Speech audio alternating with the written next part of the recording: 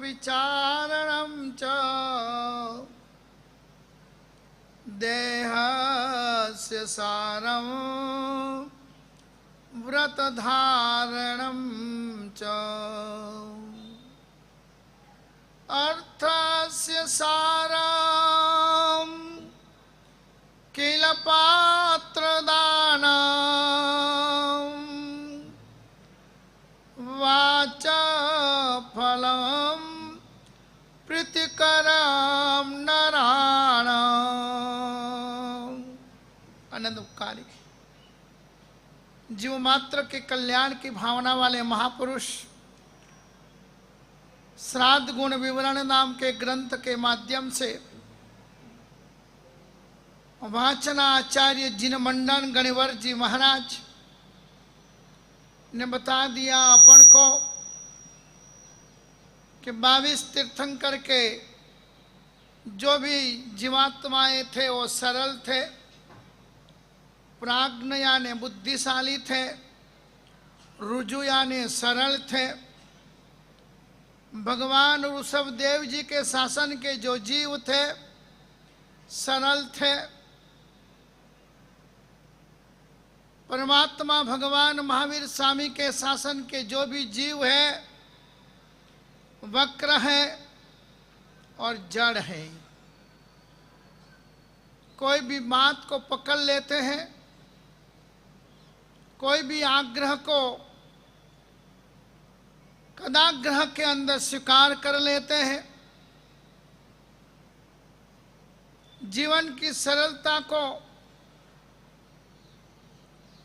न स्वीकार करते हुए विनय और विवेक को खो देते हैं।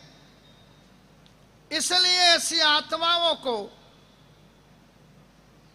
महापुरुष जीवन की गरिमा, जीवन के रहस्य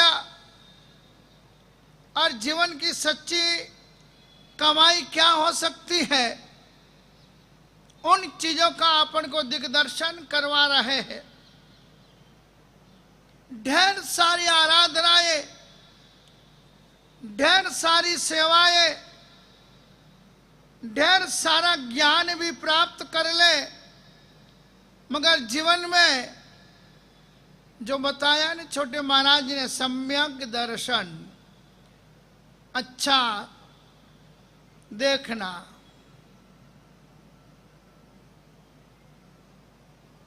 बुरा देखन में फिरा बुरा न मिलिया कोई, जब देखा अपना आप को मुझसे बुरा न कोई। यदि अपन अपने खुद को झांकेंगे तो अपन को पता पड़ता है कि मेरे में कितनी कमी है। अहंकार से मैं भरा हुआ हूं, ममत्व से मैं भरा हुआ हूं, मान कसाई तो इतना गजब का अंदर ठास ठास के भरा हुआ है। दुनिया को, समस्त व्यक्तियों को मैं तुच्छ समझता हूं। अब कहाँ वो सम्यक दर्शन होवे, कहाँ वो सम्यक ज्ञान होवे और कैसे वो सम्यक चारित्र जीवन के अंदर प्रादुर्भाव होवे। इसलिए महापुरुषों ने इस प्राथमिक जीवन, इस प्राथमिक भूमिका को संभालने का, सीखने का, समझने का महापुरुषों ने अपन को बताया है। और एक ग्रंथ नहीं, कितने सारे ग्रंथ महापुरुषों ने सिर्फ में सिर्फ श्रावक जीवन के लिए बताया। उनमें से सरलतम श्राद्ध गुण विवरण, और वो भी भगवान महावीर स्वामी के शासन के जीवात्माओं के लिए रुजुपणा और प्राज्ञपणा, यानी रुजु यानी सरलता आवे और प्राज्ञपणा यानी बुद्धि का विकास होवे। बहुत क्लास चलते आजकल हो बुद्धि के विकास के, बहुत क्लास चलते हैं आजकल। कई अलग अलग तरह की कला और नृत्य सीखने के लिए, मगर अंदर से जहाँ तक वो रुजुपना, वो विवेक रूपी प्राज्ञपना नहीं आता है, वहां तक कठोरता ने निष्ठुरता जीवन के अंदर विदाई लेने का नाम नहीं लेता है। इसलिए प्रभु ने कहा कि मेरे इस धर्म का अधिकारी खाली जन्म से जो बना हुआ जैन है वो ही नहीं, जो कर्म से जैन, जिस व्यक्ति के जीवन में श्रद्धा, विनय, विवेक और क्रिया की कर्मशीलता जिसमें होगी वही व्यक्ति मेरा इस धर्म का पालन पोषण और प्रसारण कर पाएगा। ठेकेदार तो बहुत है, कोई मंदिर के ठेकेदार होते हैं, कोई उपाश्रय के ठेकेदार होते हैं, कोई क्रियाक्रम के ठेकेदार होते हैं, इसलिए उन ठेकेदारों से कुछ काम नहीं है। वो तो जिद्दी होते हैं, वो आग्रही होते हैं, वो टीका टिप्पणियां करने वाले होते हैं। इसलिए कवि ने लिख दिया, इस देश को दुश्मनों से नहीं, इस देश को दुश्मनों से नहीं मगर गद्दारों से ज्यादा खतरा है। खजाने को चोरों से नहीं, खजाने को चोरों से नहीं मगर पहरेदारों से ज्यादा खतरा है। धर्म के विषय में बहुत सावधानी की जरूरत है। उसे नास्तिकों से नहीं मगर ठेकेदारों से ज्यादा खतरा है। जो ठेकेदार होते हैं, जो समझते हैं मैं धर्म करती हूं, मैं धर्म करता हूं, मैं धर्म समझता हूं, मैंने बहुत सुन लिया, मैंने बहुत चौमासे कर लिए, पालिताना ने, गिरनार ने, समय शिखर ने, नाकोड़ा जी ने, संकेश्वर जी, कोई बाकी नहीं है, मैंने बहुत चौमासे कर लिए। ये क्या है? ये ठेकेदार है। ऐसा बोलने वाले, ऐसा क्रियाक्रम करने वाले को इन विधि विधानों से कोई मतलब नहीं होता है। उन्हें तो यही मतलब होता है बस दिन पूरे करने हैं, दिन पूरे करके जाना है। नहीं, दिन पूरे नहीं करने हैं, दिन को सफल करने हैं, दिन को पवित्र बनाने हैं। और तब पवित्र बनता है। हार को जीत में बदलने की कला सीखो। अभी तक तो जो किया, जो कर दिया वो कर्म थे, मगर मुझे धर्म करना है।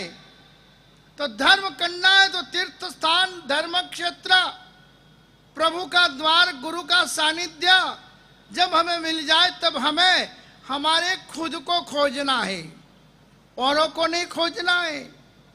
किसने क्या किया, कौन क्या कर रहा है, नहीं तो प्रभु या परमात्मा या इष्ट देव प्रसन्न नहीं होते हैं।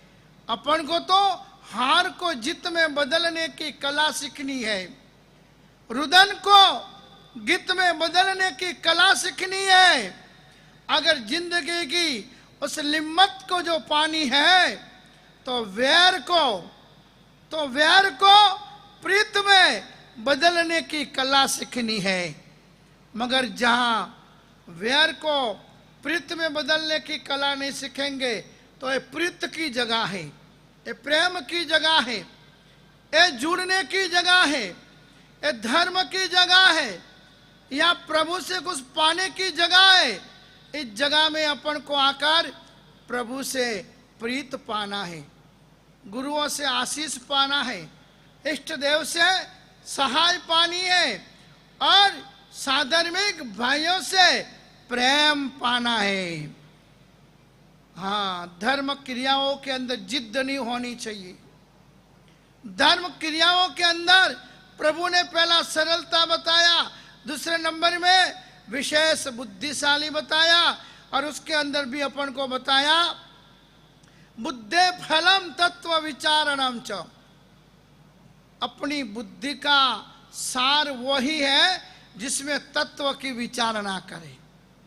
तत्व की विचारणा के अंदर महापुरुषों ने बताया है ज्ञेय, हेय और उपादेय। ज्ञेय यानी जानने लायक। तो जानने लायक क्या है? तो कि जीव तत्व, मेरा जैसा जीव है वैसा अन्य समस्त प्राणियों का जीव है। मेरी जैसी रुचि है तो और की और अच्छी कोई न कोई रुचि होगी। तो जीव तत्व जानने लायक, ज्ञेय यानी जानने लायक जीव तत्व है। अजीव तत्व वह भी जानने लायक है। ये लकड़ी, लोखंड, ये सारी चीजें जो चीज है अजीव है। जो यहाँ रहने वाली है, सोना, चांदी, हीरा, माणिक, रुपया, ये सब क्या है?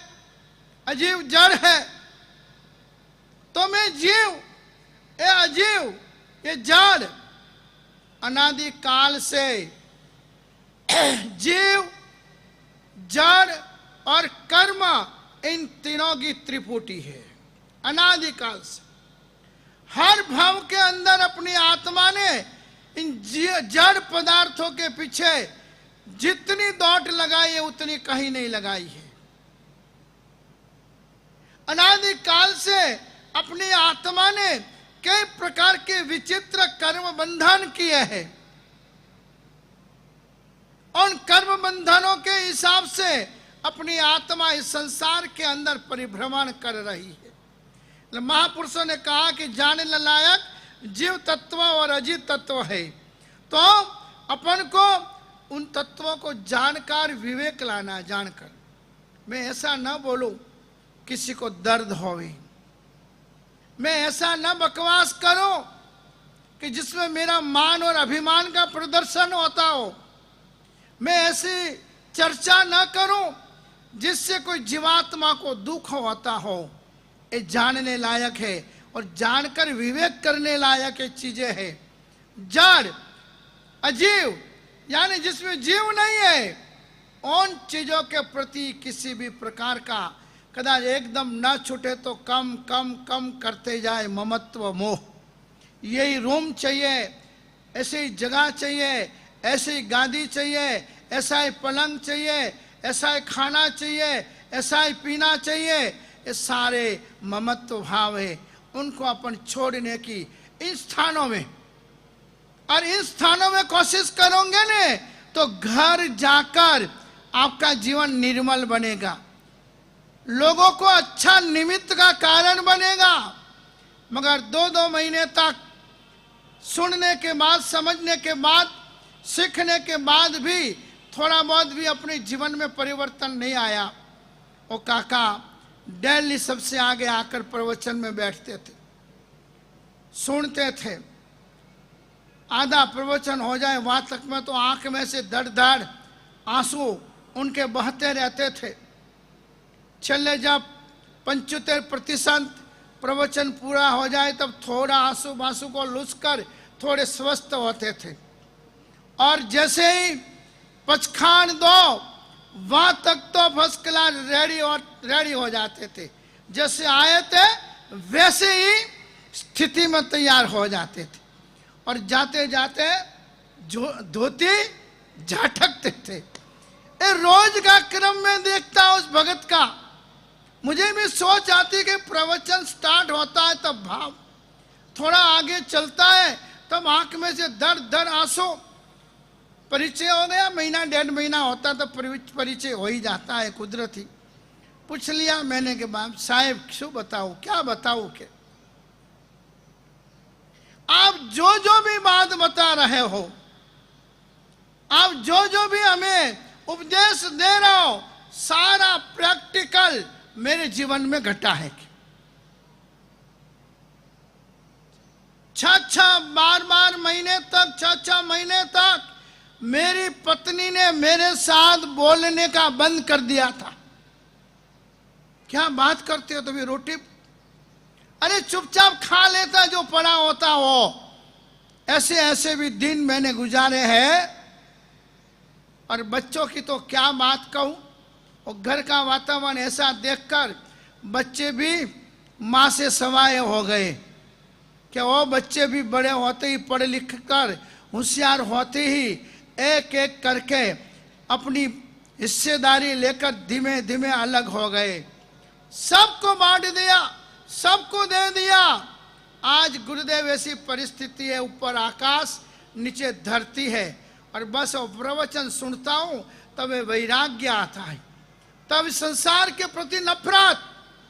मगर तो भी धर्म स्थानों को में आने के बाद कोई अटैचमेंट, कोई सेवा का गुण, कोई भक्ति का गुण, किसी को सहायभूत होने का गुण, किसी को हेल्प और मदद करने का गुण, निंदा और कुथली ने क्रिटिसाइज जिंदगी में नहीं करने का कोई नियम लेने का मन नहीं होता है, तब मेरी आंख में से आंसू आते हैं। बस वो बढ़ता जाता है, भाव इतना उछलता है, पर जैसे आप समाप्ति की ओर आते हो वैसे वापस मैं संभाल लेता हूँ, मेरे मन को, मेरे विचारों को ब्रेक देता हूँ। देखो, इसलिए असद आलंबन अपनी आत्मा बहुत लेती है। सद आलंबन यानी अच्छे आलंबन जल्दी ग्रहण आत्मा नहीं करती है।